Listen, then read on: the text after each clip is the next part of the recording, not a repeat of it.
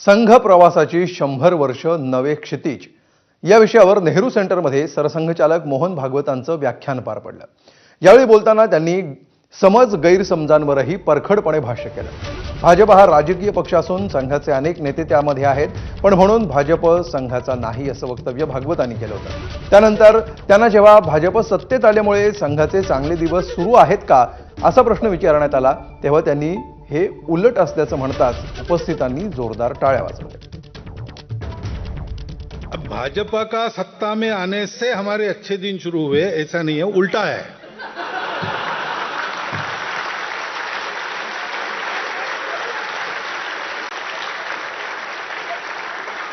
कल मैंने बताया था, हम एक विचार और नीति लेकर चलते हैं। जैसे जैसे हमारी शक्ति बढ़ती है हम उसका प्रतिपादन करते हैं, प्रचार करते हैं, लोग उसको मानने लगते हैं।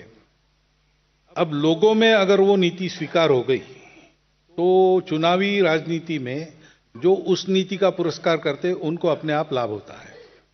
किसने करना है हम नहीं बताते, उनकी मर्जी है। हम राम मंदिर के पक्ष में खड़े रहे, राम मंदिर के पक्ष में जो थे उनको लाभ हुआ, अन्य लोगों को मना नहीं थी तो उन्होंने नहीं किया। पुढची बातमी आहे स्वातंत्र्यवीर विनायक दामोदर सावरकरांबाबतची। मुंबईतल्या राष्ट्रीय स्वयंसेवक संघाच्या कार्यक्रमातून सरसंघचालक मोहन भागवतांनी पहिल्यांदाच स्वातंत्र्यवीर विनायक दामोदर सावरकरांना न मिळालेल्या भारतरत्नवरून मोठं वक्तव्य केलं। सावरकरांना भारतरत्न दिल्यानंतर त्या पुरस्काराचं भूषण वाढेल असं प्रतिपादन मोहन भागवतांनी केलं। मोदी सरकार सत्तेत आल्यापासून सावरकरांना भारतरत्न मिळावा अशी सातत्यानं मागणी केली जाते। वारंवार शिवसेना ठाकरे पक्षाकडूनही याच मुद्द्यावरून भाजपला कोंडीत पकडण्याचा प्रयत्न केला जातो। स्वातंत्र्यवीर सावरकर को भारत रत्न मिला नहीं मिला, तो भारत रत्न मिला तो उस सम्मान का गौरव बढ़ेगा।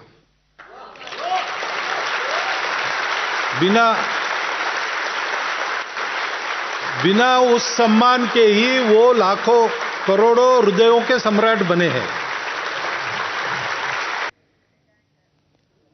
दरम्यान मोहन भागवतांनी राष्ट्रीय स्वयंसेवक संघाचा सरसंघचालक हा हिंदू असेल, मग तो एससी किंवा एसटी देखील असू शकतो असं वक्तव्य केलंय। बाकी संघ का सरसंघचालक कौन बने, तो कोई ब्राह्मण संघ का सरसंघचालक नहीं बन सकता, कोई क्षत्रिय वैश्य शूद्र नहीं बन सकता, जो हिंदू है वही बनेगा। वो एससी एसटी है तो भी बन सकता है और कुछ है तो भी बन सकता है। ये देख के हम हमारे यहाँ कार्यकर्ता नियुक्त नहीं होते, क्योंकि हमारे यहाँ इतना प्रोपोर्शनल ऐसा नहीं है। जो काम करेगा वो होगा। एससी एसटी होना ये डिस्क्वालिफिकेशन नहीं है, या ब्राह्मण होना ये क्वालिफिकेशन नहीं है। जो उपलब्ध है और अच्छा है उसको उस समय के सरसंघचालक बने, उसमें एससी एसटी भी हो सकता है। पुढची बातमी, राज्यामध्ये राज्यसभेतील 7 सदस्यांच्या निवडणुकीची चर्चा सुरू असताना आता विधान परिषदेतल्या